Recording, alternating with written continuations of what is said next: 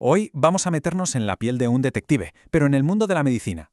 Vamos a investigar un caso que empieza con un hallazgo bastante misterioso, una acumulación de líquido donde no debería haberlo, justo alrededor de los pulmones.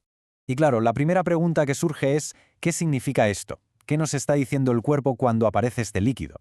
Esta es la pregunta que, en esencia, da el pistoletazo de salida a toda la investigación. Bueno, pues vamos allá. Empezamos el caso. ¿Cuáles son las primeras pistas? ¿A qué se enfrentan los médicos cuando ven esto por primera vez? Pues bien, el término médico para esto es derrame pleural. Y para que nos hagamos una idea de por qué es tan importante, pensemos que normalmente ahí solo hay una cantidad mínima de líquido. Hablamos de unos 10, quizá 20 mililitros, que sirven para que todo se mueva suavemente, como un lubricante. Cualquier cosa por encima de eso, bueno, eso ya es una señal de alarma. Y como en toda investigación, empezamos por las pistas que da el propio cuerpo. ¿Qué se suele notar? Pues dificultad para respirar, lo que los médicos llaman disnea, a veces un dolor en el pecho muy característico, tos, son como las primeras sirenas que suenan, avisando de que algo no va bien ahí dentro. Vale, y aquí es donde la trama se complica, donde el caso se divide en dos caminos muy distintos. Todo va a depender del tipo de líquido que encontremos. Es como si tuviéramos dos perfiles de sospechosos muy diferentes. A ver, por un lado tenemos lo que se llama transudado. Para que nos entendamos, imaginemos que es un problema de fontanería, una simple fuga. Hay un desequilibrio de presiones en el cuerpo y el líquido, que es clarito como agua, se escapa. Pero por otro lado está el exudado, y esto ya no es una fuga. Esto es, como decíamos, la escena de un crimen. Es un líquido más turbio, lleno de proteínas, de células. Es la prueba de que ahí ha habido una batalla, una inflamación, una enfermedad que está ocurriendo justo en esa zona.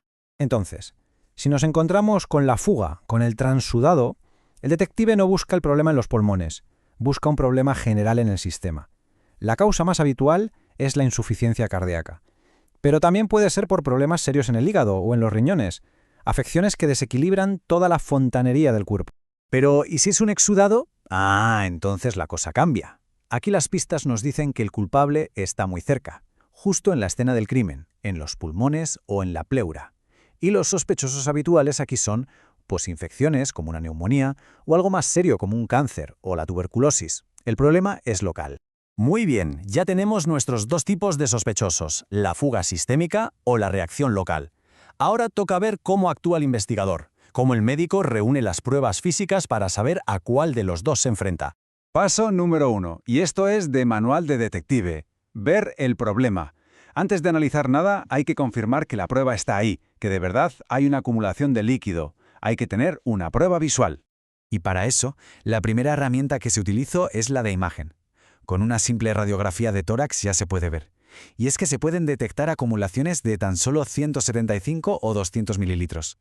En la imagen se ve como si la esquina inferior del pulmón, que debería ser un ángulo afilado, estuviera borrosa, como inundada.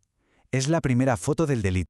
Pero claro, la foto solo nos dice, aquí hay líquido. No nos dice qué tipo de líquido es ni por qué está ahí. Para resolver el caso de verdad, el detective necesita una muestra física. Toca ir a recoger la evidencia. Y el procedimiento para obtener esa muestra se llama toracocentesis. Suena complicado, pero la idea es sencilla. Con una aguja se entra en ese espacio entre el pulmón y la pared del pecho para sacar un poco de ese líquido. Este es sin duda el momento clave de la investigación, porque es cuando se consigue la prueba que va a ir directa al laboratorio. Y lo genial de esta técnica es que es un 2x1. Por un lado, es diagnóstica. Nos da esa muestra valiosísima para analizar. Pero por otro, puede ser terapéutica. Es decir, si hay mucho líquido que está aplastando el pulmón y dificultando la respiración, se puede aprovechar para drenar una buena cantidad y que la persona sienta un alivio casi inmediato. Vale, la muestra ya está en el laboratorio. Empieza el análisis forense. Ahora es cuando las moléculas, las proteínas, las células de ese líquido van a hablar y nos van a decir si nuestro culpable es el transudado o el exudado. Y para esta parte de la investigación, hay una especie de prueba del algodón que nunca falla.